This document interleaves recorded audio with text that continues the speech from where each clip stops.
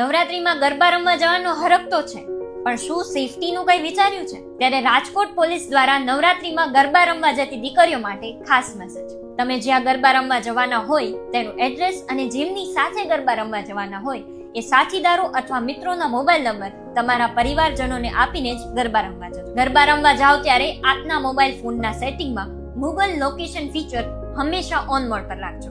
અજાણી કે અપરિચિત વ્યક્તિઓ સાથે સોશિયલ મીડિયા પર વ્યક્તિગત બાબતો, ફોટોગ્રાફ્સ કે વિડીયો શેર કરશો નહીં. સોશિયલ નેટવર્કિંગ સાઇટ દ્વારા મળેલી વ્યક્તિઓ સાથે મુલાકાત કરતી વખતે યોગ્ય સતર્કતા દાખવજો. ગરબા રમવા જાઓ ત્યારે પરિચિત ગ્રુપમાં જ રહેજો.